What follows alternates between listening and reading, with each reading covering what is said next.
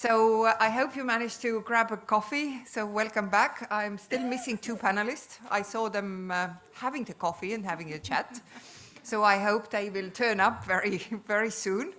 But we have most distinguished professor of economics, Thomas Piketty, online, ready to give us the keynote speech. I'm pretty sure that he doesn't need any introduction, really, but just to give you some flavor, we are talking about inequalities, and Professor Piketty has been researching and writing extensively on the issues of equality and inequality. And so he will take us on a journey, hopefully sort of demonstrating that things are getting better, although in the first panel we heard that the things are, at least statistically, they are getting worse at the moment, not better.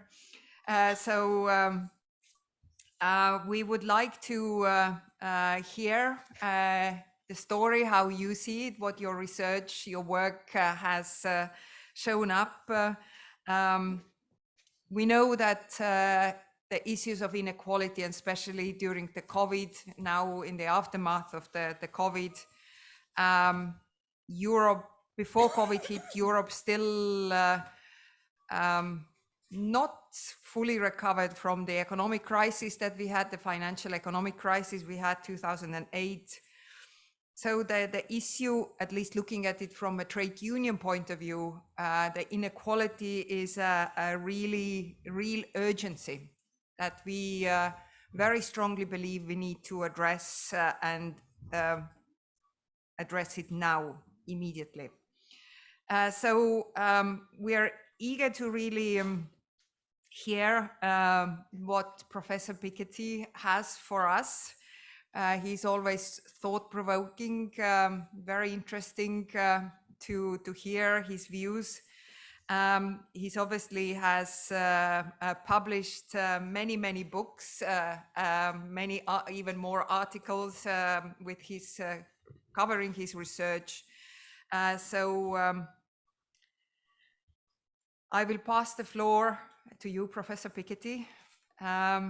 And then we can have a debate with our panelists and see where it takes us and whether we can develop good ideas for new policies, a new way forward, how we can overcome the current increasing gap between the rich and the poor, the gap between the educational levels, the possibility for social mobility in our societies, but even more importantly, the access to the healthcare, which is a big problem also in our societies that COVID brought forward to the forefront for all of us.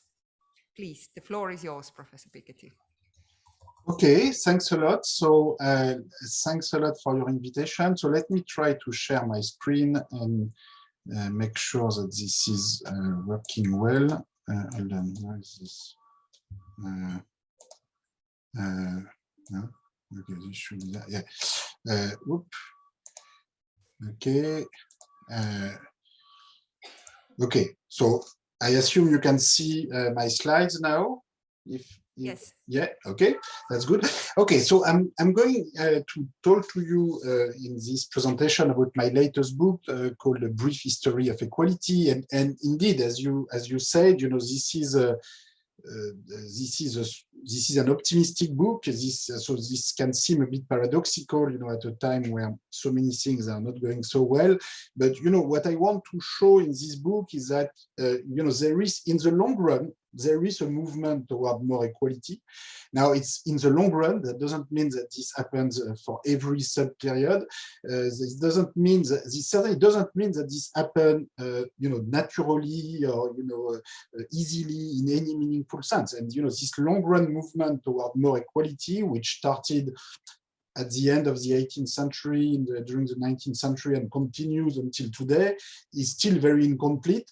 And whatever movement toward more equality happened, happens through enormous political mobilization, happened, of course, the trade union movement, the socialist movement in general, the movement for the rise of social security, free education, more workers' rights, including more worker powers in company, more economic democracy. All these mobilization have played a very large role historically in this movement toward more equality. And this makes me particularly, I'm particularly happy to be here today with you to talk about this. And the general lesson from this book is certainly not that we should just be happy about everything and wait for progress to happen, but it's more, the conclusion is really that we should continue the fight toward more equality. And I think, there are lots of lessons to be drawn from history and the way we tell the narrative of what happened in the past, I think is very important. So I'm going to summarize some of the findings of this book. Before I do that, let me show you a number of results from the World Inequality Report, which is the report that we published at the World Inequality Lab a couple of months ago, so as to show you sort of the big world map of inequality of income and also other dimensions of inequalities that I want to talk about. So this World Inequality Report, this is a report that we publish every 4 years where we try to summarize some of the main findings that we have in the World Inequality Database, which is a very collective research program, research project involving more than 100 researchers all across the world. And historically, initially we started looking at the inequality of income, and recently, and in particular in the World Inequality Report 2022, we have moved toward inequality of wealth and also toward gender inequality and environmental inequality, in particular inequality of carbon emission. So let me start with a few results about income inequality across the world, and then I will move to the other dimensions. So let me start with this simple indicator, which is the share of total income going to the top 10% of the distribution. So just to make things clear, if you had complete equality, the share going to the top 10% should be 10%, and because it's 10% of the population, and if you had complete inequality, it should be 100%. So in practice, of course, it's always between 10 and 100. As you can see, it actually varies quite a lot. It goes from 20–25% in the most equal country to 65–70% in the most unequal country. So lesson number one, there are lots of variation. It doesn't go from 10 to 100, but it goes from 25 to 70. So these are enormous variation. Lesson number two, Europe, so the lower inequality countries tend to be in Europe, in particular in Nordic Europe, where you will have 25–30. It used to be 25–30 20 years ago. Now it's more 30–35% for the top 10%. So, it has gone a little bit in the other direction, but if we take a big world view, Europe still looks more equal than the rest of the world. The most unequal countries, will be South Africa, where it will be 67% of total income going to the top 10. Then it will be Brazil, with 60–65%, or Mexico. Generally speaking, what I want you to remember from this map is that the most unequal countries, are also the poorest countries, in sub-Saharan Africa, South India, Latin America. I mean, there are exceptions, but by and large, one important lesson, in fact, if we look at history, is that rich countries, have become rich by also becoming more equal. So, the rise of modern prosperity is intimately related to the movement toward more equality that I have been talking about before. So if you take, Europe today, it will be around 25–35% for the top 10%. If you look 1 century ago, at the eve of World War I, it was not South Africa, but it was it was close to Latin America, you know, it was in between 50 and 60% for the top 10% share. So, you know, there has been this movement toward more equality, which happened with the rise of social security, progressive taxation, more labor rights. This did not happen naturally. You know, this was a political process. So, you know, lesson number one from this map was there are enormous variation across the world. Lesson number two is this variation between countries have not been there forever. Things have changed over time. So in particular, you know, Europe used to be just as unequal as the rest of the world 1 century ago, and it became more equal through policies which also contributed to make Europe more prosperous through, you know, investment in education, public infrastructure, social security. If you look at North America or Japan, which are sort of the other parts of the rich world, they are they are more unequal than Europe, but they are more equal than Brazil or you know, South Africa or whatever. So, you know, generally speaking, all rich countries, you know, tend to be more equal, and you know, it has been a joint process. You know, they have become richer and more prosperous at the same time as they have become more equal and more inclusive. In particular, having a bigger share of the population with proper access to education, bargaining power, social rights. So historically, you know, this has been a joint process. So this was, you know, the first world map I wanted to show you with the top 10% income share. You can look also at the reverse of this, which is the bottom 50% income share. So, you know, this is the share going to the bottom 50%. So by definition, whatever doesn't go to the top 10 or bottom 50 goes to the 40% that are in between the top 10 and the bottom 50. So again, to get the orders of magnitude right, if you had complete equality, the bottom 50% of the population should have 50% of total income. If you had complete inequality, they should have 0%. So in practice, of course, it's always between 0 and 50. And in practice, it goes from about 5 to 25, 5 to 25, 30. So again, the most equal country will be in Europe, in particular Nordic Europe, where it will be 20 to 25%.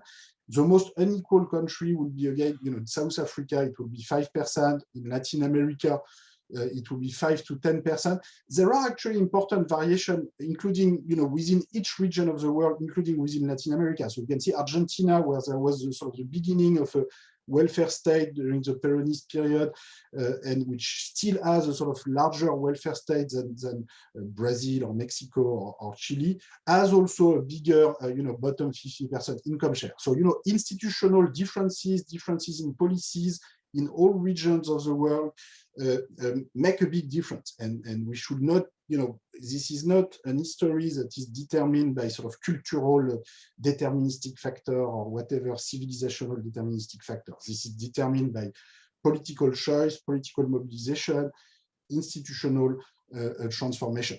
The other lesson I want you to remember from this is that you know, okay, you know, we should not idealize the level of equality or inequality in Europe. You know, it's better than in other parts of the world, but you know, it's still very unequal. You know, as I'm including for income, and even more so for wealth, as I'm going to show you in a minute. And you know, I think it would be a big mistake to tell you know, European citizens, you know, stop. You know, complaining. Look, you know, Brazil or South Africa or the US have a lot more inequalities than we have. You know, I think European citizens are aware of that. You know, they don't compare European countries to South Africa or Brazil or the US. And you know, I think they compare themselves to the situation 20, 30 years ago. They've seen a deterioration. They've also seen that, you know, although there's been this long-run movement toward more equality, you know, there's still a lot of inequality, and you know, we should you know, be aware of the progress that have been made, and at the same time be aware of this limitation. You know, when you know, after all, the bottom 50% of the population, even if you have 20-25% of total income, this is still much less or somewhat less than the top 10%, which has 25, 30, 35% of total income, in spite of the fact that, the bottom 50% by definition is 5 times more numerous than the top 10. So, we should not exaggerate, the level of equality. And of course, if you go to very, very top groups, the income gaps are even bigger. Now, this was for income equality, income inequality. And, in terms of income inequalities, there's been, in particular in Europe, a long-run movement toward somewhat more equal distribution. Now, if we look at inequality of wealth, the movement toward more equality has been much more limited. Okay, so income is what you earn during a given year. This includes labor income and capital income. Wealth is what you own. This includes real estate, business assets, financial assets, net of wealth. So I'm always talking here about the distribution of net wealth. And as you can see, the basic lesson is that, the concentration of wealth is pretty high, everywhere. So, the top 10% owns always, around 60, 80% of total wealth, and the poorest half systematically owns less than 5% of wealth. So if you look at Europe, the bottom 50% would own about 4% of total wealth today. So, okay, this is better than in the US and Latin America, where it is only 2% or 1% for the bottom 50%, but this is not a big difference, and it is very small for 50% of the population. So, for large segments of the population, the people own basically zero or sometimes even negative wealth in case they have more debt than assets. And I think it's a big issue in terms of, because in a way, wealth, property ownership is an even better indicator than income if you think about, economic opportunities, if you think about bargaining power, if you have zero wealth, or if you, and it's even worse, if you have negative wealth, it means that you have very little bargaining power vis-a-vis your own life and vis-a-vis the rest of society. So in particular, as a worker, if you have absolutely zero wealth, you have to accept everything. You have to accept any working condition, any wage, because you need to pay for your rent, you need to pay for your family. Whereas if you own, just 100,000, 200,000, 300,000 euros, this can seem very small from the point of view of millionaires or billionaires, but in fact, this makes a huge difference as compared to zero, because it means you can refuse certain job proposal, you can create a firm in some situations, you can wait a little bit, you can develop a new project, you can buy a home for your family so that you don't need to pay a rent each month. It puts you in a very different bargaining position. So of course, there are other institutional tools that can improve the bargaining position of workers, trade unions, in particular workers' rights in companies. But I think the better distribution of wealth can also contribute, and this is why in my work I talk, for instance, about the redistribution of wealth and the redistribution of inheritance, so that everybody has minimum inheritance. In addition to all other social rights, in addition to basic income, access to education, health, everything. But I think it's not enough if you want really a society with a more equal distribution of bargaining power. Redistribution of wealth itself through minimum inheritance for all is part of what it takes. Let me mention also, in the World Inequality Report 2022, we have developed other indicators to address other dimensions of inequality. One is about gender inequality. So it's a very simple indicator, very crude in some ways, but I think still quite meaningful. This is the share of women in total labor income, including wage income and self-employment income.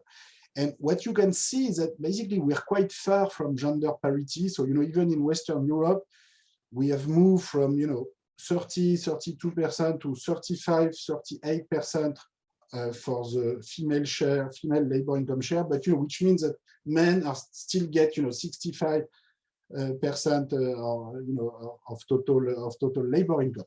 It's interesting to see that in some countries, you know, ex-communist countries like Russia and China had a somewhat higher female income shares and capitalist countries historically, but in a country like China, the female labor income share has actually declined. That's partly because of the big rise in very top wage share, which are predominantly held by men. So this is sort of counteracting the other evolution happening in the middle of the distribution, the bottom distribution, and this is the explanation for this. The last dimension.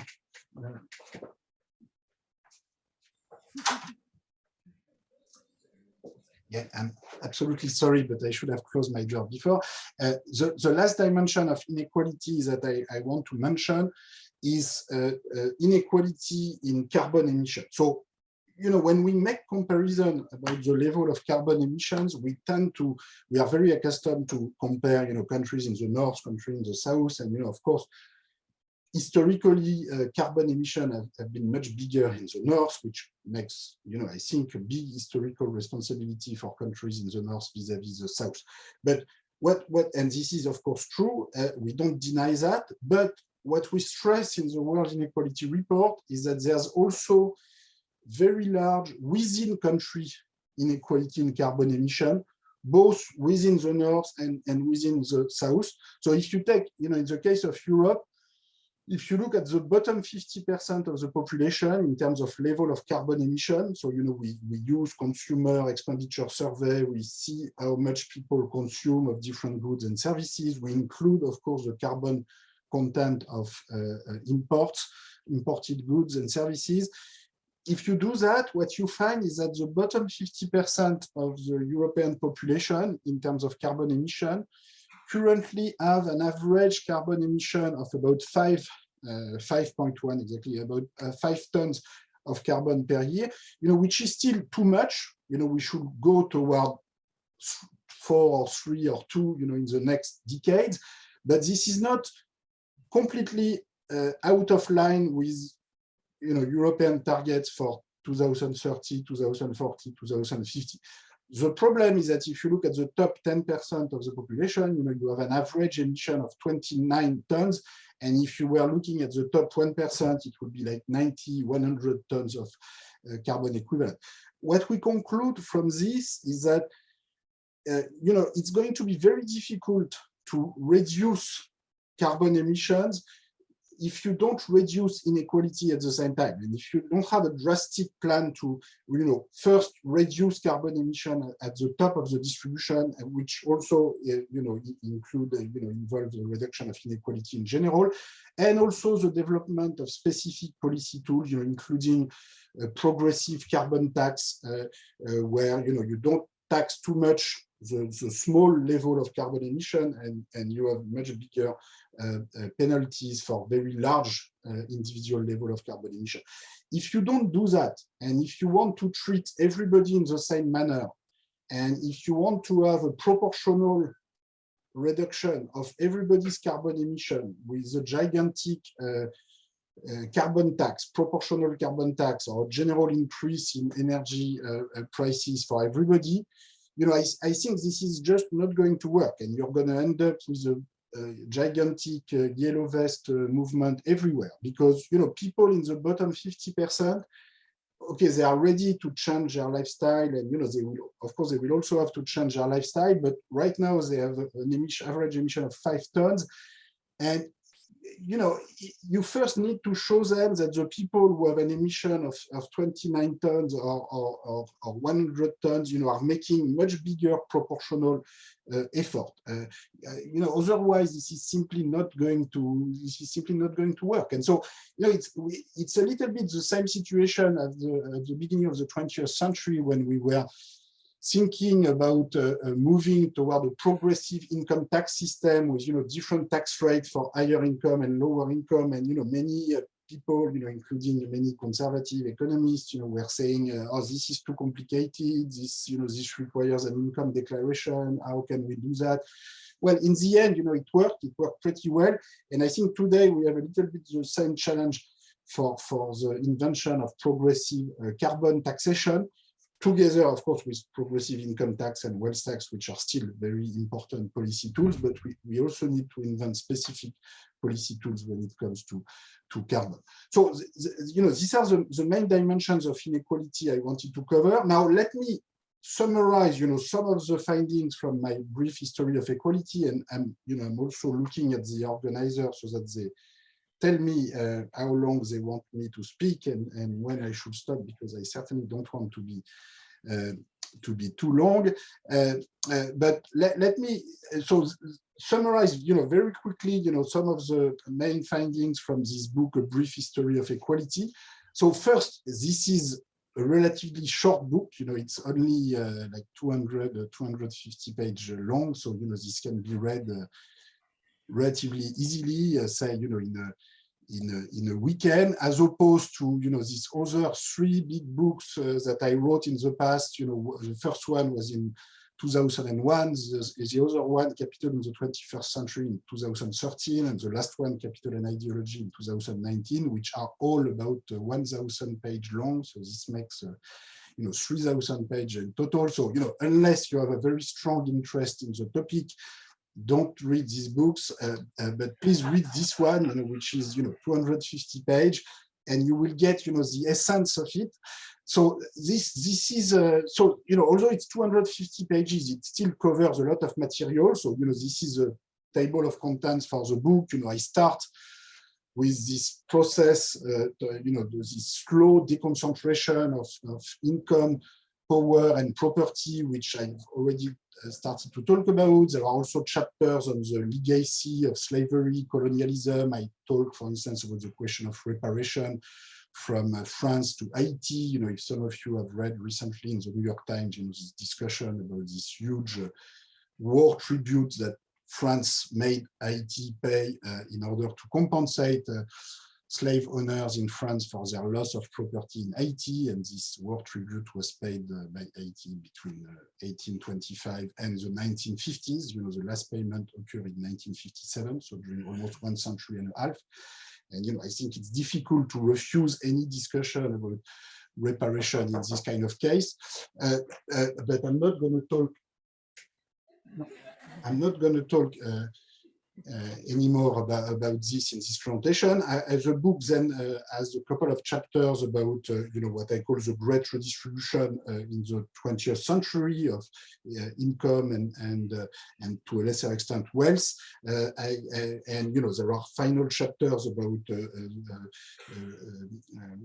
anti-discrimination policy and the transformation, the end of neocolonialism and the transformation of the international economic system, in particular in terms of international tax reform, which I will not have much time to talk about today. What I want to do today is to stress this limited movement toward more equality of wealth. So in particular, if I look at a country like France, where we have quite good historical data going back to the French Revolution, but we have similar data for Sweden, for Britain, to a lesser extent for Germany or Italy. So it's a general pattern in Europe, where basically the distribution of wealth in the 19th century was extremely unequal, with the top 10% would own 80–90% of total wealth, like in South Africa or Latin America today, or even worse in some cases. Then there was some deconcentration after World War I, World War II. The top declined a lot, partly because of war destruction, partly because of the rise of progressive taxation and redistribution of income and wealth. The middle 40%, which is the group in between the top 10 and the bottom 50, gain in terms of wealth. This is what I describe as the rise of a patrimonial middle class. So today, this group would own about 40% of total wealth. So if you are 40% of the population and you own about 40% of total wealth, this means that on average your wealth is about average wealth in the country, which will be today about 200,000 euros per adult in net wealth. So the people in this group are people who own 100, 200, 300. €1,000. So they are not very rich, but they are very far from being completely poor. And, this makes a big difference, as I said earlier, in terms of bargaining power, in terms of long-term economic opportunities. And, this development of a patrimonial middle class during the 20th century, has been very important for the increase in social mobility, increase in economic prosperity in general. The problem, as you can see on this graph, is that the bottom 50% share is still very small. It improved a little bit and then it declined since the 1980s. You can also see that since the 1980s, the share going to the middle class has also declined a little bit, although it's still much bigger today than 1 century ago. So, that the lesson from this is, okay, there's been a long run movement again toward a bit more equality, but it's still very limited. We still live in a very unequal world, especially when it comes to the bottom 50%. In the 19th century and before World War I, this was even worse. So that applies to France. This applies, throughout Europe. If you compare France, Britain, Sweden, before World War I, you had this very unequal distribution where basically everything will go to the top 10%, and the middle 40% will be almost as poor as the bottom 50% in terms of wealth share. So there was almost no middle class in a way. Whereas today, so if you compare Europe 1913, Europe 2020, again, you can see the major transformation is the rise of this intermediate 40%, this patrimonial middle class. In the United States, you also have a rise of the middle 40% as compared to 1 century ago, but it's smaller than in Europe. And in the recent decades, it has actually declined quite significantly. So, the wealth share going to this middle 40% used to be 30–35% before Reagan, and in the past 3 or 4 decades, it has moved on to 25%. So it's still more than 1 century ago, say in Europe, or for that matter in the US, but it's not going in the right direction. And so there's a big question of how do we get back to progress in terms of diffusion of wealth. And I would say, even most importantly, how do we get more wealth for the bottom 50%, which has always been, the bottom 50% wealth share has always been very small. So there's been very little progress historically. So I have more detailed discussion about in my book about what we could do about it. I have a detailed discussion about what made the distribution of wealth and especially the distribution of income more equal across the 20th century. Just to summarize, the broader argument, probably the most important factor has been, generally speaking, the rise of the welfare state, or more generally, the social state in Europe, which includes social spending, like you have on this graph. This also includes, more workers' rights and trade union movement has played a very important role historically in this going in this direction. What you can see on this graph, in particular, is the rise of education spending over time, and I want to stress this because this is really the true source of economic prosperity in the long run is education. So before World War I, you can see that most public spendings. So this is, on this graph, you have how fiscal revenue is being used across different spending. And this is the average for Germany, France, Britain, and Sweden. So this is not all of Europe, but this is quite representative of the long-run evolution. There are differences between countries, but by and large, this is the long-run pattern we have for many Western European countries. So you can see that before World War I, social spending were growing as a share of national income, but were growing very slowly. This was still very small. It was always less than total fiscal revenue, including social contribution, all tax revenue of all sorts, were less than 10% of national income, and most of it will pay for police, defense, etc. Education was less than 0.5% of national income at the time in all European countries. It was about 1% in the US, which is still very small, but which was twice as large as Europe. And in fact, the US historically had a very large educational advance over Europe, which continued during most of the 20th century. So if you look, in the middle of the 20th century, in the 1950s, you have 90% of a cohort going to high school in the US. At the same time, it's only 20–30% in Germany or France or Japan.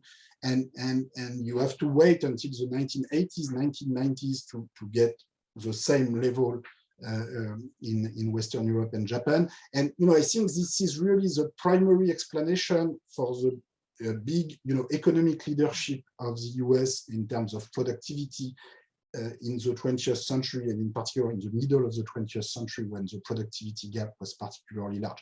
And this productivity gap then declined as the educational gap declined. And so that's, if you look carefully at the different countries, it is clear that this huge increase in education spending, has been one of the key factors toward more equality and more prosperity at the same time. So back in the 19th century or early 20th century, school systems were very elitist, with only a very small fraction going beyond the primary school. Today, it's much more inclusive.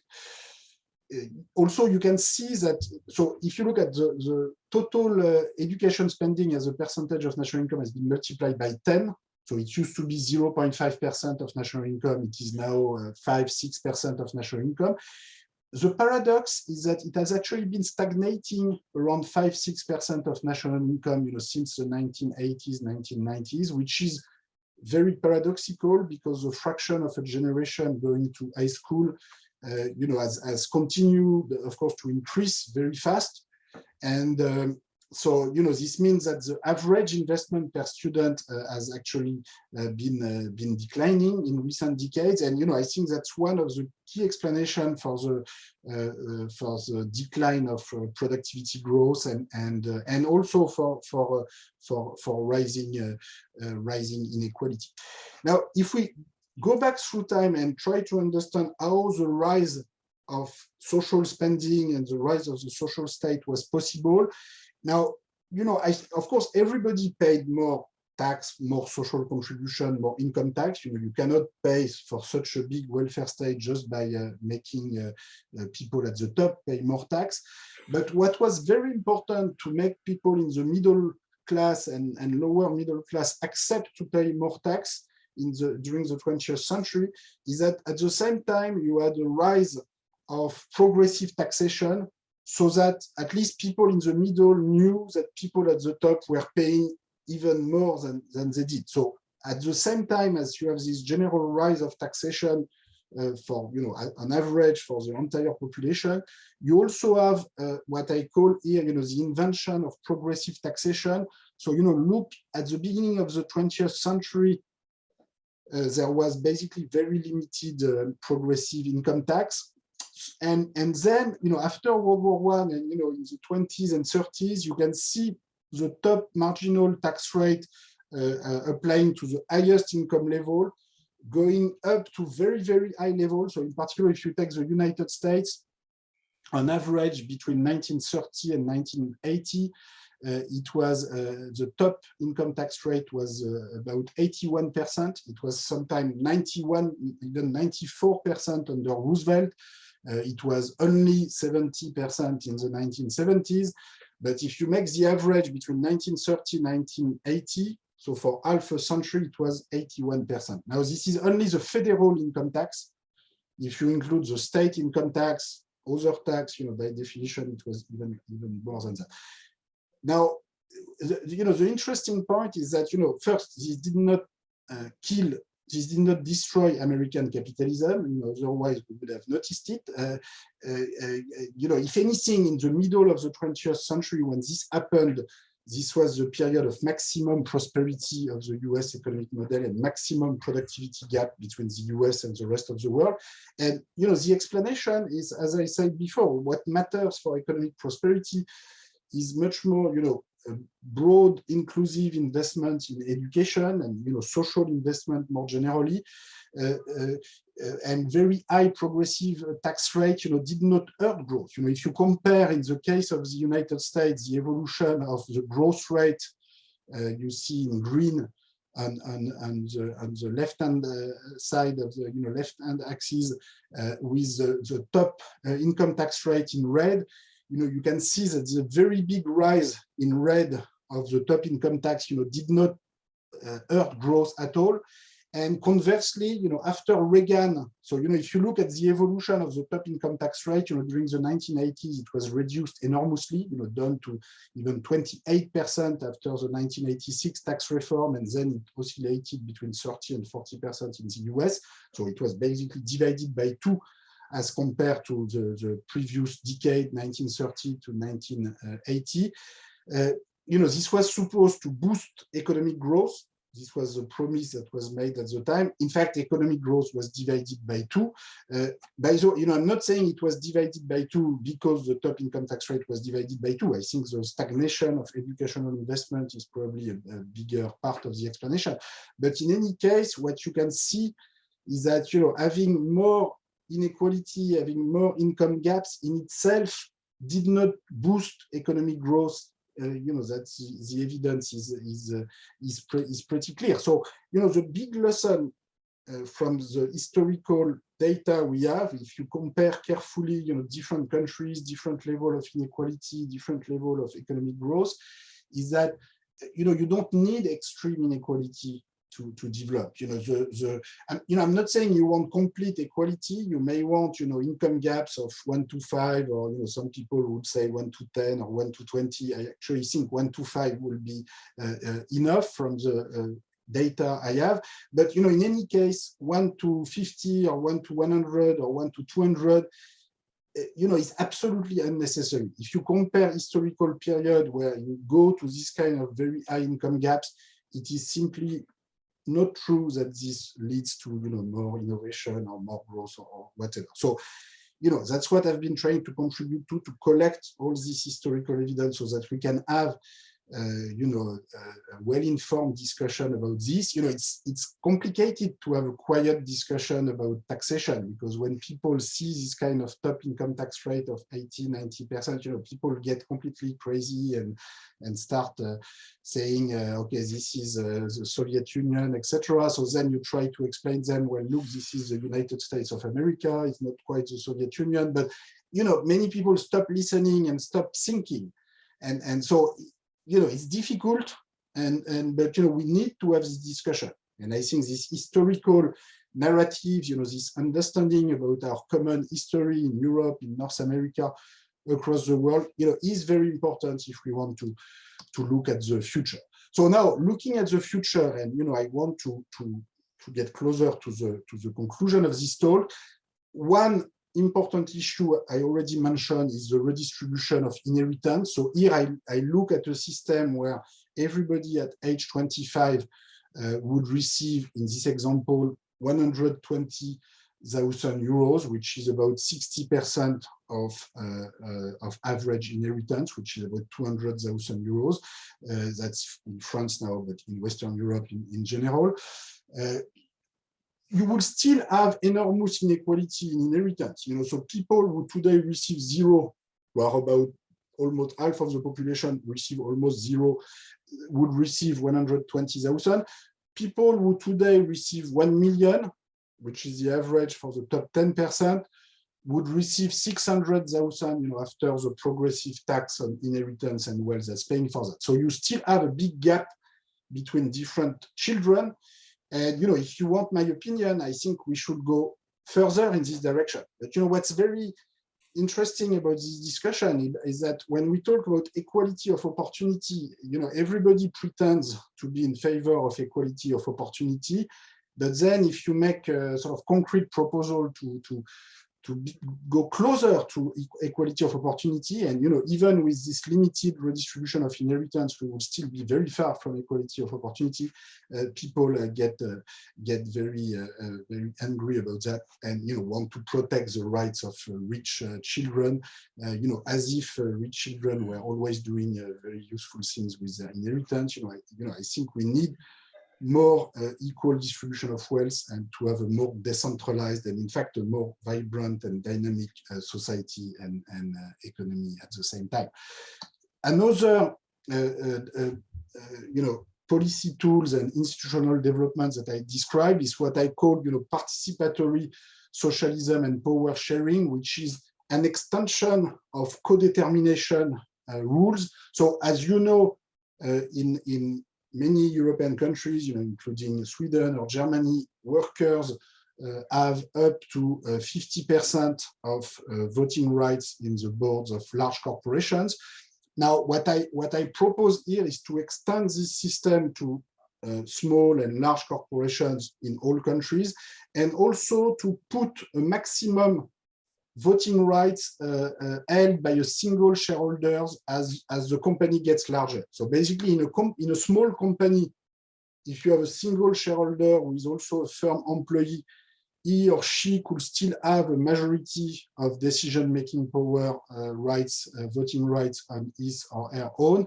But as the company gets bigger, so, for instance, you could say, here with the formula that is described here, with a company with 100 employees or more, a single shareholder could have no more than 5% or 10% of voting rights. So the idea is simply that, in a large organization, you have to negotiate, you have to discuss. You cannot have one individual who can take all the decision on his own, on her own. And we live in very educated society where lots of employees, workers, technicians, engineers have lots of ideas to contribute about the long-run strategy of their company. And the idea is that because you made a fortune at the age of 25, because you had good ideas, or because you were very lucky, or maybe both at the same time at the age of 25 or 30, you should keep concentrating all the decision-making power at the age of 50, at the age of 70, at the age of 90, especially in societies with very long life expectancy, is completely crazy. Let me conclude with coming back to the issue of education, because I think that's also together with redistribution of income and wealth, more workers' rights and economic democracy and company, more effective equality in access to education is absolutely critical. And historically, the progress toward mass education have been very important. But when it comes to higher education, we still have a very unequal and also a system with a lot of hypocrisy. So if you look this graph, which is for the United States, you can see that. So here we compare parental income with the probability to access higher education, and you can see that it's almost the 45-degree line. You go almost from 0% to 100%. Probability to go to university depending on your parental income. Not quite, if your parents are very poor, you still have a 25% chance to go to university. And if your parents are very rich, you only have a 95% chance to go to university. So it's not the first diagonal, it doesn't go from 0 to 100, but it goes from 25 to 95. And I think this kind of data is pretty spectacular. And the question is, again, we all talk about meritocracy, equal opportunity, etc. But we need to measure these things. We need to set targets. We need to say, okay, where do we want to go? Is this satisfactory? Is this the best we can do? I don't think this is the best we can do. Now, of course, you could say this is in the US, this is because these are private universities with very high tuitions. But in fact, if you look in Europe, in a country like France, so here it's a different kind of indicator of inequality of educational investment. I look at the actual amount of educational investment received by children in a given generation, depending on whether you belong to the children who receive the highest educational investment or the lowest educational investment. And here I'm only looking at public educational investment. So you can see that the top children in France receive 200, 250, 300,000 euros in total educational investment. That's from kindergarten to university. People in the bottom receive only 60, 70,000 euros, and people in the middle about 100. Why is it so? Well, that's because, in particular in a country like France, there's a lot of hypocrisy in the sense that you put 3 times more resources per student in the students going to the more elitist tracks of higher education, so-called grande école or classe préparatoire in France, than what you put in the normal, regular university tracks, where actually more socially disadvantaged students tend to go to. So in effect, public educational investment is reinforcing initial family-based inequality rather than counteracting them, which is very problematic. Now, this is very unequal, very unequal distribution of educational investment. The good news is that actually, if you compare, again, in the long run, this is less unequal than what it used to be. So here, I have compared, and I'm going to conclude with this slide. I compared France 2020 with France 1910. You can see that France 2020 is much less unequal. I have also put a comparison with the colonial society, in that case, Algeria 1950, also to remind us, also where we come from. And, we come from very unequal societies. So, in Algeria 1950, it's a little bit like in the south of the United States in the 1950s. You have a completely segregated school system where basically the top 10% children receiving most education will be the children of the white settlers, the French, European settlers, mostly French, would go to a separate school system than the Algerian Muslim at the time, a little bit like the black and white population in the south of the US. And if you look at budgetary data, in fact, the schools for the settlers would receive more than 80% of total school budget. So, that's extreme inequality. And, of course, as compared to that, even France in 1910, with its very elitist school system, was much less segregated than in Algeria 1950. And today is much less segregated than France 1910, in the sense that if you look at the share of total educational investment received by the top 10%, you can see it's only 20%.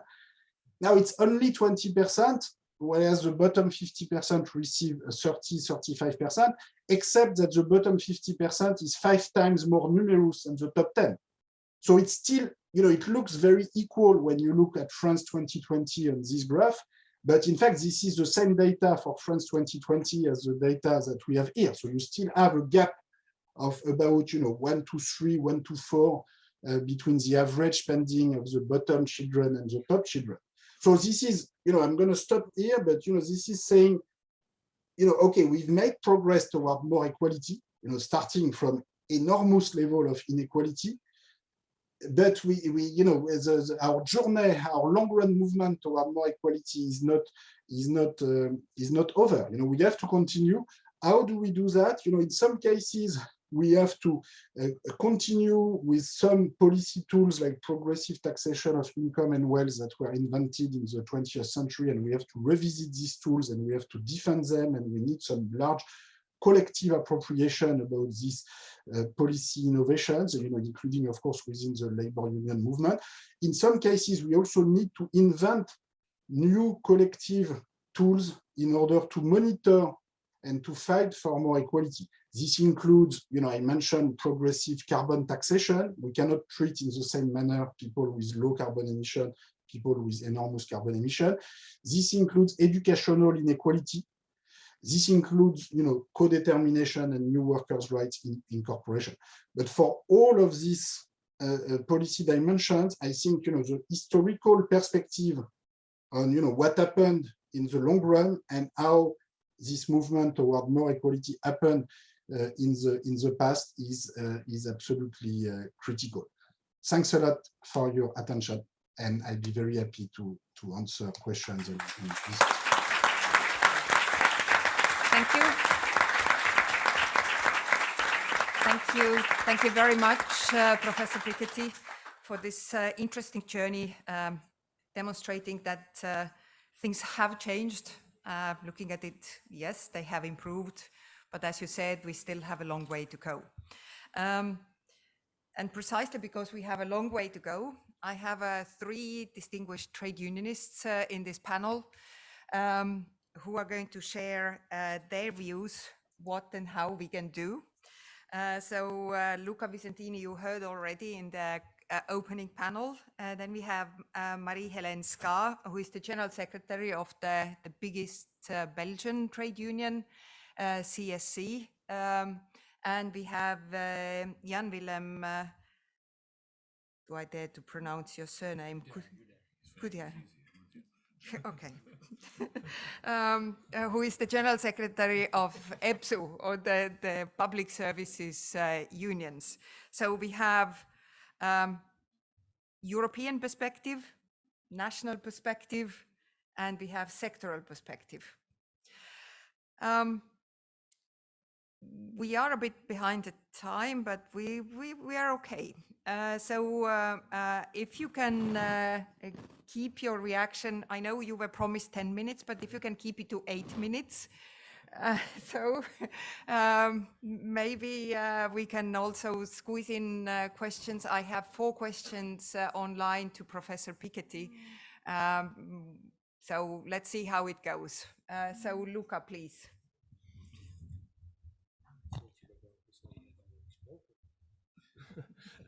Thank you very much, Lina, and thank you very much to Professor Piketty for the very inspirational inputs that we received from him. Well, I don't want to repeat what I have already said in the introduction, in the opening remarks, but I think there is one concept that is worth being mentioned again. It is the fact that, I mean, if we are still in the middle of inequalities, despite of some improvements that happened, we cannot think we can correct all this just through fragmented, specific or technical measures. There is clearly something broken in the economic model that has generated over the time. I mean, this incredible level of inequalities. If we don't reform our economic model, our model for growth, our model for sharing wealth in the society, in the economy, in the labor market, it will be very difficult that we can recover from this situation of inequalities just and only through a compensatory approach, as I said earlier. So we have tried over time as trade union movement in Europe, in the rest of the world, and in each and every country, especially in our continent, to put in place some tools and some concrete actions to try to rebalance. So I would like just to mention some of them, especially in 2 fields, the economic field on the one side and the social field. So how to address economic inequalities and social inequalities to turn them into a more equal environment. And the first element when it comes to economic inequalities is that without massive public investment to support public policies, it's impossible to rebalance.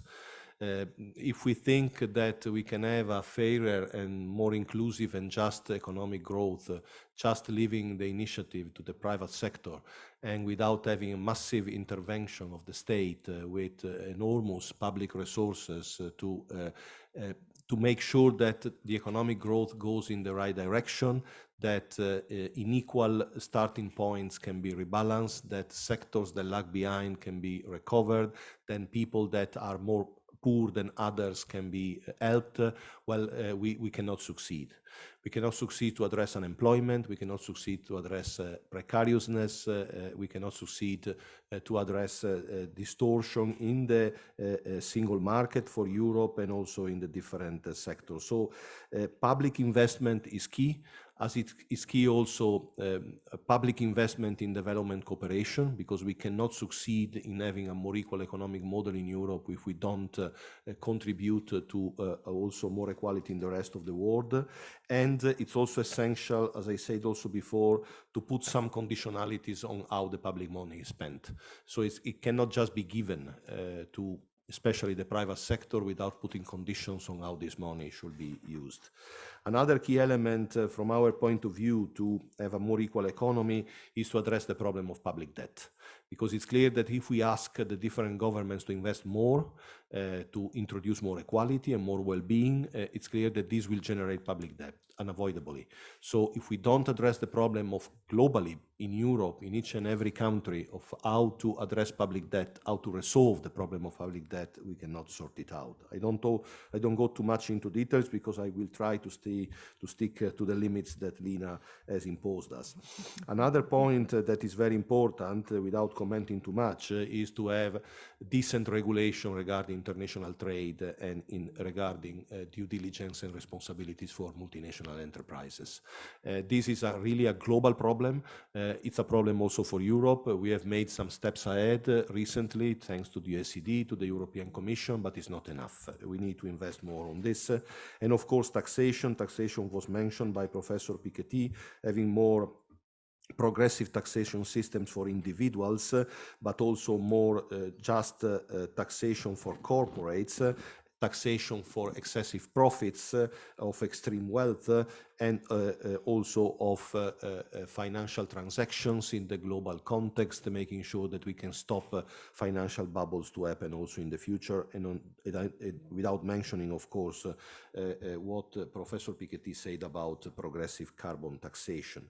Then there is the problem of the wage share, and indeed wage inequalities and also wage downward spiral have increased over time and even recently, so the situation has not improved. Wages are in this moment, especially after the war, and the fact that we have inflation skyrocketing is really an emergency in our continent as in the rest of the globe. So we need really to invest a lot on a wage policy that is successful. And we need to make sure that when we invest public money for job creation, and it's already a challenge to have job creation out of public investment, we need also to make sure that the jobs that are created are decent jobs, well protected, stable, and well paid. And last but not least, we need also to ensure that the national and also European labor markets are well functioning. That means that we need not just and only, to help people finding a job theoretically, but we need to have in place systems for job matching that can really produce concrete effects. Because education and training alone, it's important, it's fundamental, but without active labor market policies, it's impossible just through education and training to fix the problems of the gaps in the labor market, the mismatches and the inequalities that still exist. The other point is about social inequalities and how to address social inequalities to turn them into more equality. It's the theme we have already discussed this afternoon about what kind of new social contract we need to establish. And there are many important components in this idea of a new social contract. I just mentioned some, having equal and universal access to well-functioning public services, making sure that we have in place adequate, universal system for social protection in a way that everybody can get access to unemployment benefits, to other kind of forms of social protection during the working life, and of course access to decent pensions and decent health care. Education and training was mentioned, is very crucial. I don't repeat what has already been said, but with the caveat I underlined before that a good functioning education and training system is not successful in the labor market without well-functioning active labor market policies. And in this respect, it's also very important that active labor market policies are accompanied by efficient social services, but also by active actions to prevent a fight against discrimination. Any kind of discrimination based on gender, on race, on migration, on age, on disability, on sexual, regional, religion, orientation, political orientation, and so on and so forth. Preventing and fighting against discrimination in an active manner is fundamental. It's not enough to say we are against discrimination. We need to have concrete policies implemented to achieve these results. And this is the only way to be actively protecting and ensuring human rights and social rights in practice, because otherwise it's just a theoretical call that doesn't turn into reality. Finally, to achieve all this, we need also concrete instruments of governance, instruments at institutional level, but also instruments that should involve the social partners and the organized civil society. To have a participatory socialism is fundamental to have social dialogue, to have a concrete role for social partners to participate in the design of public policies, in the design of legislation, in the design of regulation, and of course by empowering social partners in delivering, and particularly trade unions, in delivering efficient and effective collective bargaining, social dialogue, and workers' participation. These elements are really crucial to introduce more equality in the economic and social field, and doing that is a precondition to have a real democracy, because we cannot continue thinking that democracy is just an abstract or purely institutional value. We cannot realize full democracy, a full really participatory democracy, just through institutional reforms of well-functioning electoral laws or a well-functioning jurisdictional system by protecting the rule of law. All this is fundamental, but without economic and social democracy in the reality, in the labor markets, in the workplaces, democracy will be something just half, not something that is really full and fully implemented and fully inclusive for everybody in each and every society. Thank you. Thank you. And thank you very much for keeping the allocated time. So this we heard more European global perspective, but when we come to a member state level, national level, what kind of challenges is your union facing when you are trying to address the inequality? Merci Lina, je vais me permettre de m'exprimer en français. Parce qu'on a beaucoup entendu l'anglais jusqu'à présent. Et donc, on va s'inscrire évidemment dans les perspectives que Luca vient de dessiner. On est membre de la Confédération européenne des syndicats, et donc toutes les priorités que Luca a dessinées maintenant, ce sont les nôtres, ce sont nos priorités communes. Je voudrais partager aussi avec vous le fait que la question des inégalités, de leur réduction et de la lutte pour l'égalité, elle est au cœur de notre histoire, de nos pratiques et de nos combats syndicaux. Je regardais tout à l'heure les slides que vous projetiez, professeur Piketty, sur l'histoire des différents pays et continents. On pourrait assez facilement la relier à l'histoire sociale de ces pays et de ces continents. Et donc au fait qu'il existe, oui ou non, du dialogue social dans ces pays et de ces continents, qu'il y a eu, oui ou non, comme Luca vient de le dire, des droits à la représentation collective et de la négociation collective. Alors je voudrais juste réagir sur 3 points. Nous sommes en 2022 et nous avons pour horizon partagé commun, comme syndicalistes européens, comme travailleurs européens, la neutralité carbone en 2050. C'est un horizon commun que nous avons accepté, que nous souhaitons, et donc qui implique un certain nombre d'éléments importants pour notre travail syndical. Le premier, Luca a beaucoup insisté sur la question du bien commun, sur la question du rôle de l'État, sur la question des services publics, de l'éducation. Pour réaliser tout ça, nous avons besoin de fiscalité. Et donc, nous avons besoin de parler de taxation, de fiscalité. Nous avons un slogan que nous utilisons beaucoup chez nous, qui est de dire 1 euro égale 1 euro. Et donc, il n'y a aucune raison objective aujourd'hui, si nous voulons avancer et lutter contre les inégalités, pour que l'on ne traite pas de la même manière 1 euro qui a été gagné à la loterie ou 1 euro qui a été reçu en héritage ou 1 euro que l'on a reçu par le fait qu'on ait travaillé et qu'on se soit levé tôt pour le faire. Donc, la question de la taxation, c'est-à-dire la question de la distribution primaire des revenus, est pour nous une question absolument cruciale. Sinon, si nous ne discutons pas de cette distribution primaire des revenus, nous sommes contraints alors, comme ça a été évoqué, à la question de la redistribution. Et la question de la redistribution des revenus, elle est bien évidemment importante. Mais si, à la base, l'assiette de base de ce qu'on nous a mis en commun pour créer des services publics, pour avancer dans l'égalité en matière d'éducation, pour avoir des territoires qui sont plus résilients, si tout cela n'est pas mis au point, alors nous partons perdants comme travailleurs depuis le début. Et évidemment, c'est compliqué aujourd'hui. C'est compliqué parce que les entreprises sont souvent internationalisées et se jouent des États. Et donc, on manque de coordination entre États.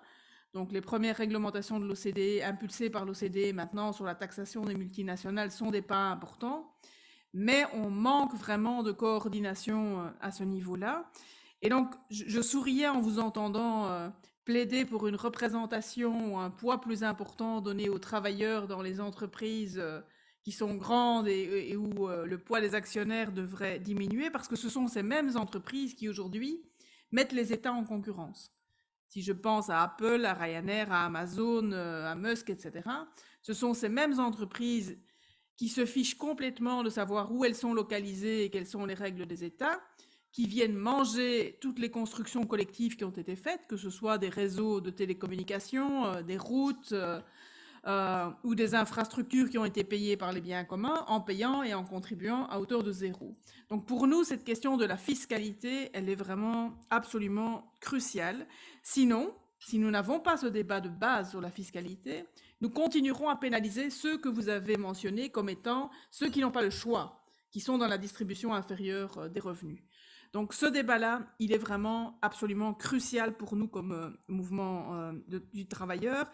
Et c'est la seule manière pour nous aussi de réduire la pression sur le travail, réduire la pression sur la productivité, réduire la pression sur les inégalités et pouvoir mettre en commun des biens communs. On est beaucoup concerné aujourd'hui, là c'est du très concret, très présent, par les prix de l'eau, de l'énergie, par exemple. Si nous voulons pouvoir en faire des biens communs et peser sur ces biens et sur la fixation des prix, nous avons besoin de moyens collectifs pour le faire, et donc nous avons besoin de travailler sur la question de la fiscalité. Le deuxième point, il peut aller assez rapidement. Nous avons toujours eu, dans la question de la transition et des inégalités, pour message central de ne laisser personne au bord du chemin. C'est vraiment notre boulot à nous comme syndicalistes, et pour ne laisser personne au bord du chemin, nous devons effectivement créer de l'emploi là où sont les travailleurs. Et donc on doit revenir à une logique de territoire. Vous l'avez beaucoup montré dans vos travaux, qu'il y avait des territoires qui agissaient très différemment, que ce soit des continents ou des pays. On sent aujourd'hui que cette logique de territoire, elle est vraiment première. Comment est-ce qu'on fait pour avoir des territoires qui sont résilients avec les catastrophes qui nous arrivent? Comment est-ce qu'on fait pour avoir des territoires dans lesquels on ne laisse personne de côté, donc qui renforcent la cohésion sociale? Et donc, renforcer le rôle de l'État, renforcer la capacité des territoires à peser sur la situation concrète des uns et des autres, c'est aussi renforcer la démocratie. Et donc, c'est une des difficultés aujourd'hui, c'est que les niveaux de démocratie ne sont plus toujours articulés avec le niveau des territoires concrets. C'est un point sur lequel nous sommes particulièrement attentifs. Même dans des petits pays comme les nôtres, la Belgique est un tout petit pays, mais quand on voit tout ce qui se passe en Europe et dans le monde, on voit bien qu'il est possible, sur des territoires qui sont très proches les uns des autres, de mener des politiques qui sont extrêmement différentes, certaines qui sont plus progressistes et qui permettent de diminuer les inégalités, et d'autres qui accroissent les inégalités. Et puis, je ne peux pas évidemment pas terminer une intervention ici sans dire quel est le pouvoir et la capacité que nous avons comme interlocuteurs sociaux de travailler. Nous avons, et ça se vérifie dans les travaux que vous avez menés, évidemment la Belgique n'apparaît jamais puisqu'elle est noyée dans le reste, mais indépendamment de cela, nous avons au niveau des organisations syndicales et du dialogue social des instruments puissants pour réduire les inégalités. Et je voudrais simplement en citer quelques-uns. La question du resserrement de la pyramide des salaires, Luca l'a évoqué aussi, la question du partage des salaires, des grilles salariales, la question du niveau entre les salaires les plus élevés et les salaires les plus faibles, que ce soit dans une entreprise ou dans un territoire, ce sont des questions centrales pour garantir la cohésion sociale. Et ça, ce sont des décisions que nous pouvons prendre, sur lesquelles nous pouvons agir comme organisation syndicale. Nous avons aussi des systèmes d'indexation, que ce soit des systèmes, on en parle beaucoup maintenant avec les prix de l'énergie, mais des systèmes d'indexation des salaires ou des allocations sociales, ce ne sont pas des systèmes marginaux. Ce sont des systèmes qui sont des systèmes d'assurance très puissants pour éviter justement qu'on fasse exploser les inégalités dans des périodes comme celle-ci, qui sont des périodes de choc importants, que ce soit des pandémies, que ce soit des guerres, que ce soit des augmentations de matières premières ou autres. Et puis le dernier point, c'est le taux de couverture des conventions collectives. C'est aussi un instrument puissant. Dans tous les pays européens où le taux de couverture des conventions collectives est faible, nous avons une forte dispersion des salaires, nous avons des forts écarts de revenus et de protection sociale entre les travailleurs les plus faibles et les travailleurs qui bénéficient de cette protection sociale. Donc ces instruments issus de la négociation collective, issus du droit social, sont des instruments tout aussi puissants que la loi pour pouvoir améliorer la situation des travailleurs et des travailleuses et réduire les inégalités sociales. Je voulais juste en témoigner parce que voilà, ce sont nos pratiques quotidiennes qui nous font dire que à la fois la question de la fiscalité est cruciale, que la question des territoires et de la cohésion des territoires est extrêmement importante démocratiquement et que nous avons des instruments qui peuvent varier de pays à pays, mais qui sont des instruments puissants pour réduire les inégalités. Je vous remercie.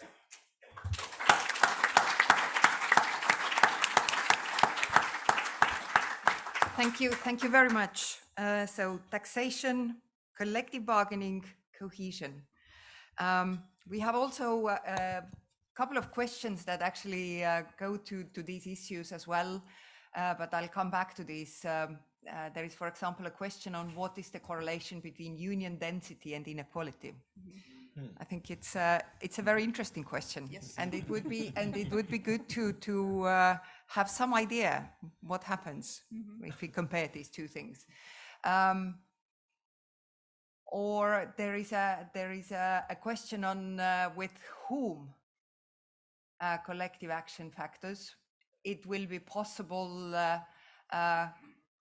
concretize participatory socialism, for example. Yeah, there are sort of this, but there are some others, so I will come back. But Jan Willem, so you represent the workers in the public sector, the ones who are there for our benefit, who have sometimes the hardest jobs and lots of the time the lowest paid jobs.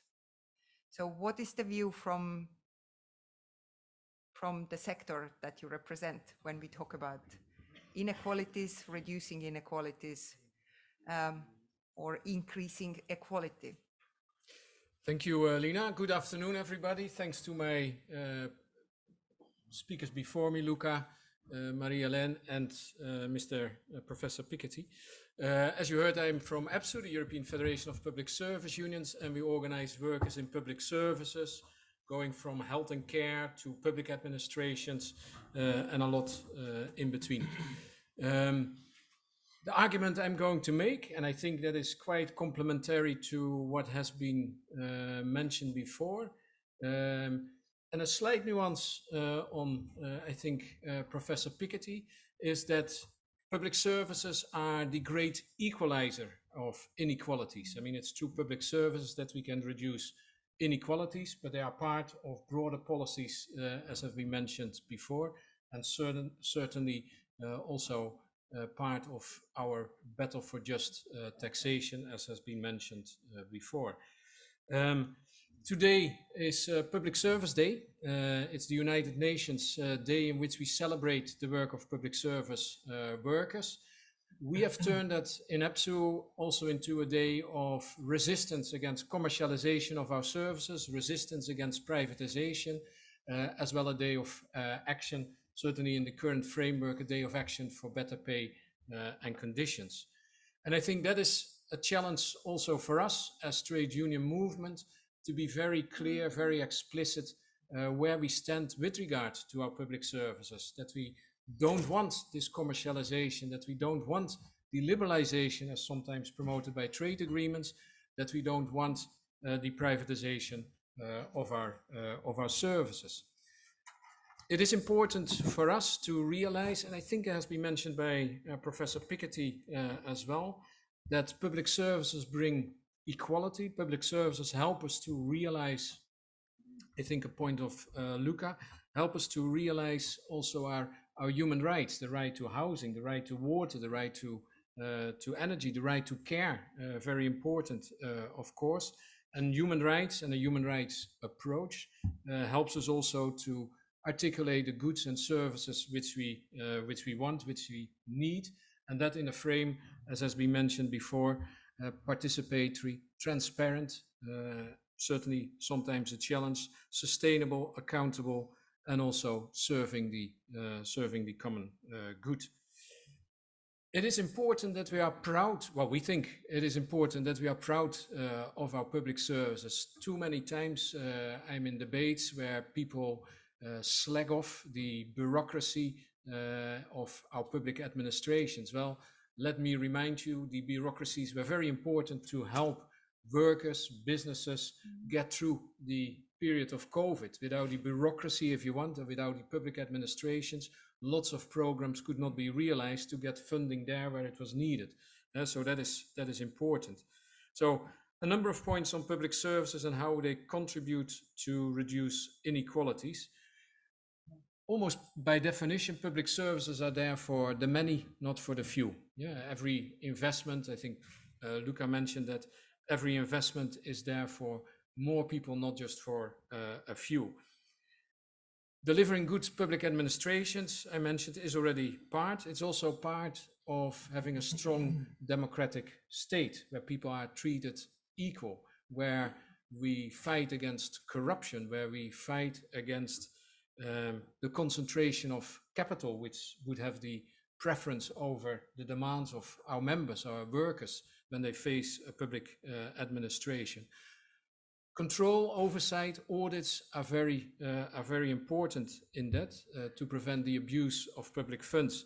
Mr. Piketty will know the debate in France about the scandal in Orpea, where a French multinational care company siphoned off public funds. And one of the reasons, the reason basically is that the company wants to make profits, but one of the reasons why it got away is that there was also lack of control of the public bodies. Why is there a lack of control of the public bodies? Because there's often too little investment in these administrations. As many of us know, there has been a little investment in, or not enough investment in, labor inspectorates, which then have the consequences that our members get more hurt than should be the case, and that's why within the ETUC we also have the zero deaths campaign. But think also of tax administrations. We've done research that tax administrations have seen cuts in the period of austerity, and it is like we have all these statements, including of the European Commission and from member states. We need to be more, where they say we need to be more aggressive to address the tax avoidance, to ensure that the companies, as you were saying, pay for every euro, tax every euro they earn is also taxed. But if you want to do that with less tax administrators in very complicated fiscal structures these companies often have, it is like you want to catch thieves and robbers, but you don't put forward the police to do that. And that is what we have experienced with tax administration. So very important are public administrations. A number of speakers have already addressed the important role as part of public services, public infrastructures that benefits us all. So I'm not going into much detail there, but one of the things we are currently seeing is that our data, public authorities, local authorities, often sometimes also police authorities, store that data with Amazon Web Services. I think that is madness, personally. I think that is ridiculous. We should have public data infrastructure. As our economies change, as we have to respond to new technologies, we should also have public digital services, public digital platforms, and public digital cloud services, for example. We talked about another element of public services as a great equalizer: social protection, public services for health care, education was mentioned. So I will not say too much about that. Apart from the fact that what we experience and our members experience is that through cuts in public funding for those public services, be it health or care, many people have less access to health and care. It's more difficult to get health and care. It's also more difficult to have the staff to fulfill. I mean, everybody has read those stories about how healthcare workers and other care workers had to stand up for these 2-3 years, almost 3 years we know in the pandemic. It's because there was a lack of staff. Our research has shown that people vote with their feet. They leave the sector. I mean, they would love to work in this sector with the compassion they have, but they don't get the respect, they don't get the pay, and they have an enormous overload of work. And also that, I think, is something we are trying to address. Another element of public service is public enterprise. We don't talk about public enterprise at European level.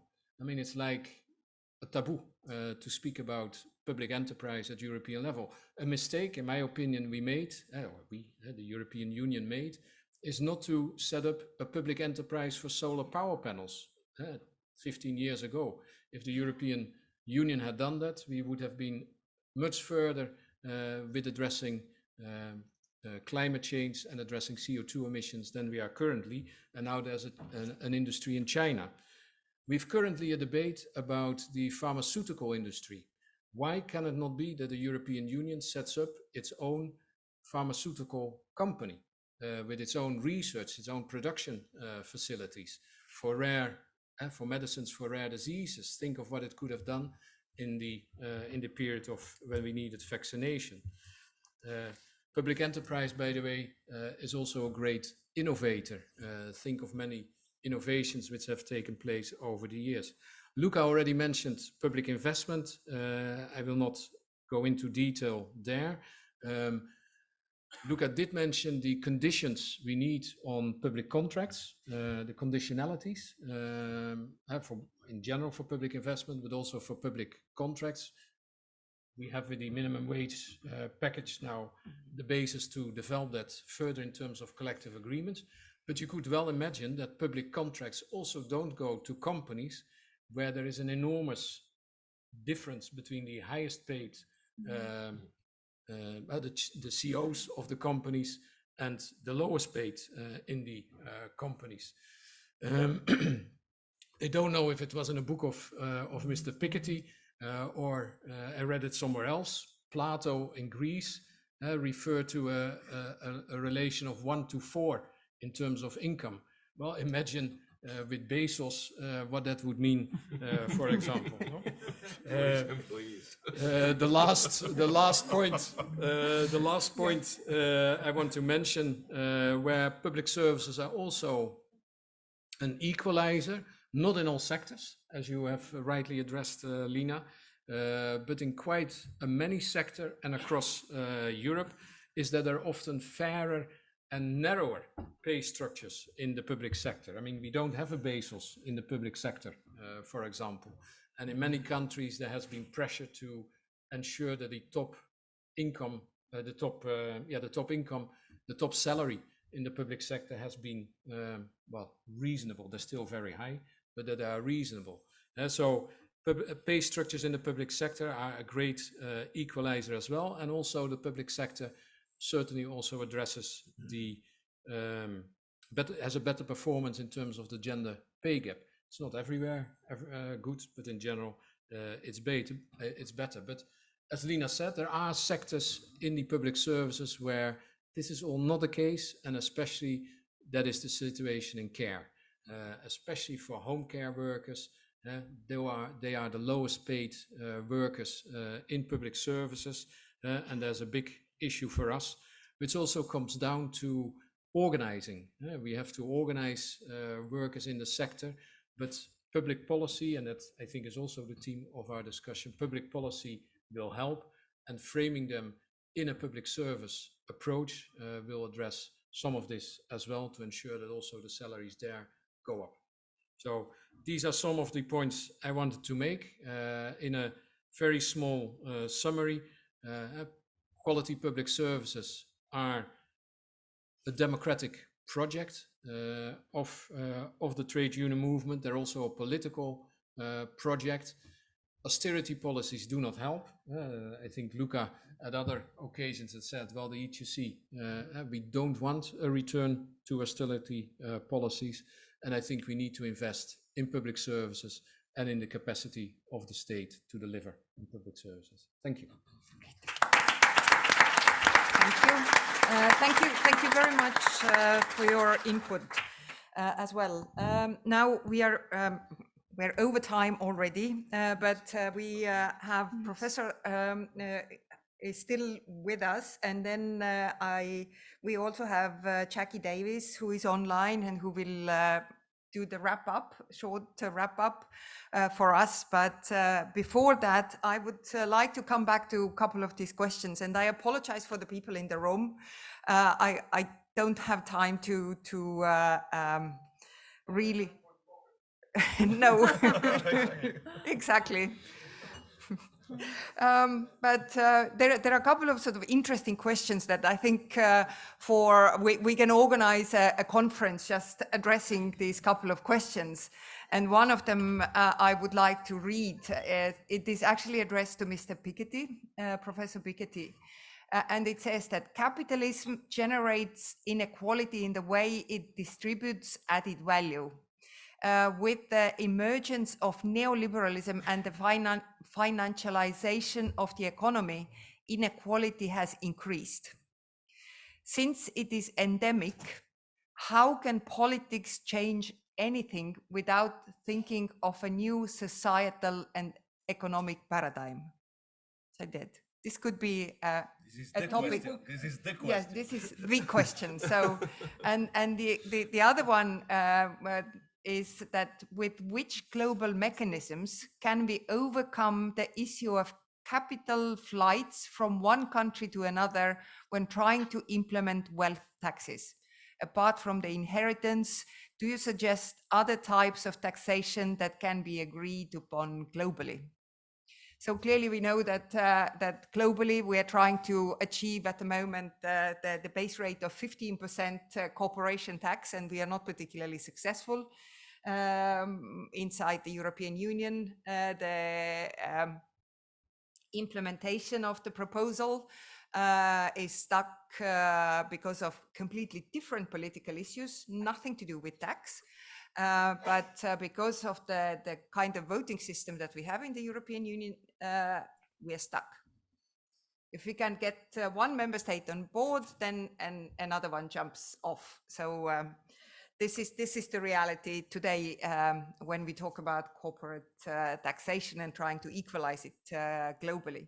But as I mentioned, there were a couple of others about the participatory socialism, and also the question of the union density and inequality ratio. So and there is also a question I think that is a sort of for clarification.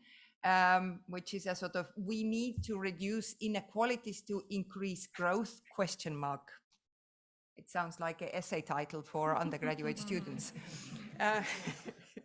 So there we are. These are some of the questions that come from online sources, but I'll pass the floor back to Professor Piketty to give us some ideas, to also sort of remarks what you heard from our three speakers. And then we try to also have 1 minute each of the speakers here, and then Jackie to conclude. Sorry, yes. So 3 minutes. For all the questions, or for each question? No. Sorry, no, I don't expect you to address each and every question, just to give you some ideas of what kind of question we have online, and clearly what are the questions that are in people's minds. Please, Professor. Yes, so the only problem is that, do we have a sound? Can you hear me? Yes. Yes, okay, good. So I actually have to run to another meeting which started 10 minutes ago already. So I'm afraid, in any case, you have to finish very soon. So let me just say that, I agree very broadly with everything that was said. And, I think, so one of the speakers mentioned the problem of public debt in Europe. This is another example where we can learn a lot from history. Let me remind you that, after World War II, some countries, including Germany, had exceptional wealth tax on very high private wealth holders, and this helped reduce enormously the public debt without any inflation. So I think this is another example where looking back at the historical record can open up the discussion in very important ways, and but generally speaking, what I'm trying to show is that the democratization of economic knowledge and historical knowledge is absolutely key, to reopen the discussion, to exit neoliberalism, and to avoid that neoliberalism be replaced by some form of neo-nationalism, like what we have in a number of countries. The other remark I want to make is about free capital flows, and what can we do regarding more redistribution and more redistribution of wealth, in particular in a world with free capital flows. Well, the answer is that we have to exit this world with free capital flows. The idea that you can become rich by using the public infrastructure of a country, the public education of a country, and then you can just press a button, transfer your assets in a jurisdiction, and nobody knows where you are, and nobody knows how to make you contribute to the financing of the public infrastructure and public goods, which have helped you become rich. This is a completely crazy system. And then the politicians that have put this system in place, come back to the public opinion and tell the lower class and lower middle class and middle class, oh, too bad, we don't know where the rich have gone, we are going to have to tax you, the immobile people. And this is a machinery to make people very angry against globalization, against European integration as it is organized. But it doesn't have to be organized this way. So there should be no free capital flow without any counterpart in terms of public regulation, collective rules, taxation, obviously. And with the example you mentioned on the minimum tax on multinationals, 15%, this is obviously far too small, because in Ireland the tax rate is 12.5, so 15% is going to make basically no difference. And remember, there are in fact lots of loopholes and exceptions. So in fact, if you have just a little bit of real economic activity in Ireland, this territory, you can deduct a large fraction of the profits, and this minimum tax rate of 15% will only apply to a fraction of the profits that are being made in Ireland. So in fact, it will not be 15%, it will be 10% or 5% of less. So this is completely ridiculous.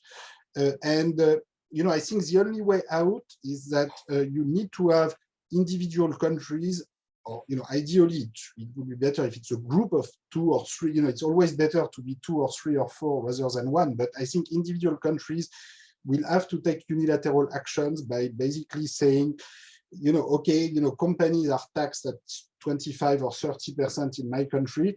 Now, if you want to trade with me and you want to export goods and services to my country, and your companies, are taxed at 10% or 15%, well, I'm sorry, but you're going to have to pay the tax differential, when you export goods and services to my country. Now, the difference with the standard tariff or trade tax is that if the partner country raises their profit corporate tax rate to 30%, then the penalty will disappear. So this is an incentive to go to a higher tax rate. This is quite different from the working of the European Union so far, as you may have noticed. But sometimes the rules have to be changed. And there's a very interesting report by the European Union Tax Observatory, which is an institution that was created through the European Parliament, where you can look online at the European Union Tax Observatories. They demonstrate very convincingly in their first report that was published last year that this kind of unilateral action will actually make other countries do the same, and is probably the only way to get out of this bad equilibrium in which we are. So we have to think out of the box. If we just keep the rules as they are, it will be like, people at the French Revolution saying, okay, we want to change the tax system, but we want to keep the veto power of the nobility. Well, that's not going to work. At some point, you have to change the rules. Otherwise, you will not change anything. So, you know, I know people sometimes feel not at ease with the idea of changing the rules unilaterally, but you know, you cannot get out of unanimity via unanimity. You know, at some point that is simply not going to work. You know, so anyway. That being said, I really have to run to another meeting, so I'm really sorry. Sorry not to be there in Brussels. Sorry that I have to run, but I really have to run now. So bye-bye. Thank you very much. Thank you. And see you another time. Talk to you another time. Okay, bye-bye. Thank you. Thank you. So any reactions, any ideas? Also about the sort of few questions that I read from online. Can I react to two of the questions that I think are very appropriate? The first one about changing the economic paradigm, if we want really to counteract inequalities and realize inequalities, and the other one about the relationship between trade union density and the decrease in inequalities and increase in equality. These two things are totally, let's say, totally right and also self-explanatory, I will say. The problem is that until a few years ago, they were just, I mean, insults for, you know, the mainstreaming, I mean, neoliberal narrative. Saying things like that was a way to be defined as a Bolshevik to some extent. No, but now I have to say that in the last few years the narrative has started changing. We have to recognize that even some international institutions like the OECD, it was explained earlier, I mean, a series of incredible positive analyses have been delivered by the OECD, but even the International Monetary Fund sometimes admitted that it's true, that we need to change some elements of the economic paradigm, and it's true that when you where you have more trade union density, more collective bargaining, etc., the level of inequalities is lower, and when the level of inequalities is lower, you have better and more inclusive growth. So these elements in terms of analysis are now more widely accepted, and have also led, especially during the pandemic, to some change in policy. Because if this analysis would have been a bit more accepted, we would never have had the emergency measures, Next Generation EU, the possibility even to reform the European economic governance, the fiscal compact, etc. But, and this is my point, we now run a risk, which is that after the pandemic, people start relaxing, and then they have a war and start freaking out again, and we are coming back to the old narrative. So we have too many politicians, employers, businessmen, decision makers that are telling us, yeah, but you know, now there is an emergency, we have to go back to carbon, we have to go back, I mean, to competition, we have to go back to productivity, we have to drop all the story about emergency, solidarity, etc., etc. Yes, inequalities, but now, you know, we have to survive a war, etc., etc. So we are at risk in this logic of emergency to have exactly the wrong reaction, that is to come back to business as usual, and this will be a disaster. So we need to react very soon and immediately to this, I think, otherwise we are screwed. Thank you very much, Luca. Donc, pour ne pas revenir au business as usual, vous savez que comme organisation syndicale européenne, on a été demandeur depuis très longtemps de changer les règles de gouvernance européenne, de changer les traités européens, de changer les règles de déficit public européen, parce que ça nous semble être des carcans dans lesquels on ne peut pas ni aller vers la neutralité carbone, ni aller vers plus d'égalité, parce que ça suppose effectivement une redistribution qui est une redistribution radicale des revenus. Donc pour le dire d'un mot, ce que Luca vient de dire, on l'a prolongé dans des positionnements très clairs de l'ensemble des organisations syndicales européennes en disant nous avons besoin de revoir ces traités, nous avons besoin de revoir les règles budgétaires. Deuxième élément sur le degré de syndicalisation, c'est assez clair. Nous avons fait des analyses chez nous en Belgique, mais on pourrait les multiplier dans les autres pays.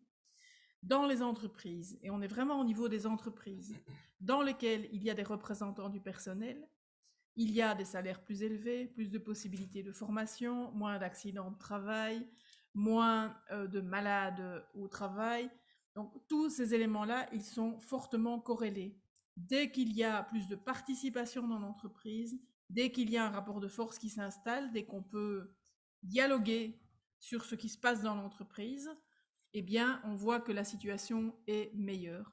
C'est vrai dans tous les secteurs, c'est vrai à tous les niveaux. Et donc, renforcer le dialogue social, renforcer la capacité de négociation des travailleuses et des travailleurs dans les entreprises, c'est aussi quelque chose qui est un levier très puissant pour réduire les inégalités. Donc, c'est à notre portée, puisque nous avons la chance en Europe, contrairement à ce qui se fait aux États-Unis, par exemple, ou dans d'autres pays, de pouvoir, sur une base libre, sur une base volontaire, nous mobiliser à l'intérieur même des entreprises ou entre entreprises au niveau sectoriel pour améliorer concrètement la situation des uns et des autres. Et donc, nous avons des leviers d'action qui sont des leviers d'action pas seulement institutionnels, même si ces leviers d'action institutionnels sont importants pour nous, mais nous avons des leviers d'action extrêmement présents sur nos lieux de travail. Donc, utilisons-les vraiment au maximum.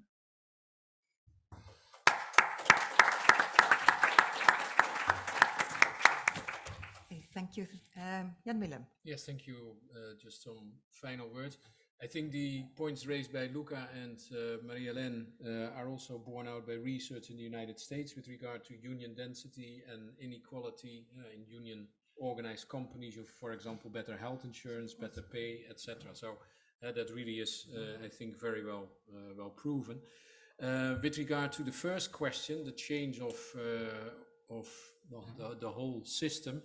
We all know that's a question of power and organizing, and that's what we are trying to do as unions. In terms of the European Union, I think it is important that we start saying that the internal market is I wanted to say finished. It's not finished. That's not the right English word. It's finalized. We do not need more internal markets. We do not need internal market in health or in care. That is not or in education. That's not what we need now. It's now time for the European Union to concentrate on the implementation, the development of the European Pillar of Social Rights, for example, something we as the ETUC have been very clear about. That we haven't changed the neoliberal paradigm is also very evident that the latest months, latest half year or so, we see much more discussion about new trade agreements. As Luca was saying, the stress is again on competition. We have to stimulate competition, etc. And trade agreements are part of that story. So that paradigm is still very much with us.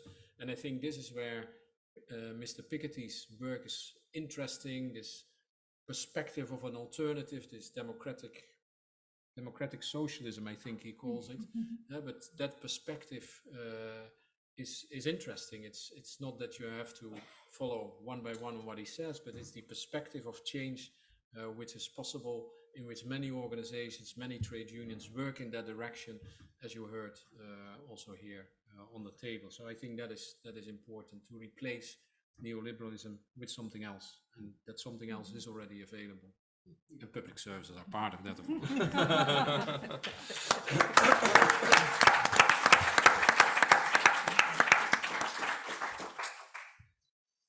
Yeah, the chapter 10 in his recent book is Towards a Democratic, Ecological and Multicultural Socialism. Wow. Having grown up in the Soviet Union, the word socialism sends still shivers down my spine, but that's my problem. I think so. Yeah. So, having experienced the socialism, the kind of socialism firsthand, I'm not sure I want to repeat the experience. So, Jackie, I hope you are still online. Just unmuting. Hello there. Can you hear me? Oh yeah, now we can hear you. Hello. Indeed I am. And thank you very much, Lena. And thank you to Thomas Piketty and all the speakers this afternoon for a fantastic discussion. Just to introduce myself to those of you who weren't at the research conference, my name is Jackie Davis. I'm sort of acting as a theme weaver throughout this conference, trying to build a picture for you as we go along of the key points that are emerging from our discussions on all the different aspects of this complex multidimensional problem, whose complexities indeed were underlined in the research part of this conference, as well as by speakers this afternoon, as we strive to imagine and define that more equal society. Because as Philippe Poncet pointed out at the beginning of this afternoon, there is now a fairly widespread consensus in all the major institutions that inequality is a problem, but not enough discussion of what kind of equality we want and what we need to do to get there. And hence the goal of this conference, trying to develop that, define what an more equal society looks like, and then develop those key ingredients of the blueprint for equality referred to in the title of the event, and consider the policies, instruments, processes, and actors required to deliver on that. Can only give you a snapshot now, very rich discussion. I'll just highlight a few quick points. Luca Vicentini underlined in his opening remarks this afternoon why we need this new blueprint, because he pointed out that post-COVID, economic recovery did not mean social recovery. And he said there was an urgent need for a comprehensive new strategy and vision to create that more equal society, despite what Thomas Piketty was telling us about that long-term historic decline in inequalities in Europe. But as we've heard, these have increased then since the pandemic, although some question marks about how much. Luca also stressed it was important not just to denounce these inequalities, this situation. He said it has to be the background to design solutions. And we started to talk about those solutions. And again, just to highlight a few points, and I'll pin it round what Luca said, because one thing he said, and we've heard time and again this afternoon, that need to rethink our economic model and embed effective processes for ensuring this. That need to reconceive the sort of governance required to manage the multiple transitions we face. Everyone needing to come together to design this, not least to ensure, as the European Vice President Evelyn Regner put it, a strong green and red transition. For as she warned, the transition has to have a strong red heart, otherwise it won't work. And this was echoed, of course, by Thomas Piketty, who said, and I'm quoting, it will be very difficult to reduce carbon emissions if we don't decrease inequality at the same time. Hence the importance of effective just transition mechanisms, which need to be developed together, an issue we'll come back to in a plenary tomorrow. And another point that Luca made, the need to build that new social contract. And this was a point powerfully hammered home by Sharon Burrows, who argued that it must be at the heart of the solution to inequalities, a package that must include jobs, rights, decent work, universal social protection and inclusion, including the creation of a global social fund. Speakers also highlighted some other important tools and policy levers that must be wielded to deliver that more equal society. I'll just highlight one for now, given the limited time available, that several speakers emphasized: the key role that taxation can and must play. Thomas Piketty talked about the role of progressive taxation, and Evelyn Regner and others talked about a European wealth tax, minimum corporate taxes, and so on. Thomas Piketty added that we need to invent new collective tools to monitor and fight against inequality, which brings us back to one of the key topics of this conference, which is to identify not just the elements of the blueprint, but also the policies, instruments, processes, and actors required to deliver that. So that's all for me for now. Tomorrow morning, we're going to start again at 9 o'clock sharp with two parallel plenaries, one on the problem with inequality, looking at the social costs of inequality and the dynamics that create those costs, and coming back to that issue of climate change. Climate change is not an equalizer, is the title of that session, and looks at what policies will be needed to achieve that fair and successful transition. I'll see you back here tomorrow afternoon for the final panel, crucial panel, on what trade unions can do. Thomas Piketty said the movement towards greater equality in the long run is in part thanks to the trade union movement. So the key questions I'd like to discuss with the panel tomorrow are: what more can and should trade unions do to keep playing this crucial role in reducing inequalities? And what do others need to do to make sure that they can play that role? And that brings us back to the key points that panelists have been making this afternoon about social democracy, about social dialogue. More on all of that tomorrow. That's all from me for now. Thank you all. Thank you to all our speakers. Thank you to the interpreters. Thank you to all of you, and look forward to seeing you again tomorrow. Bye-bye. Have a good evening. Bye.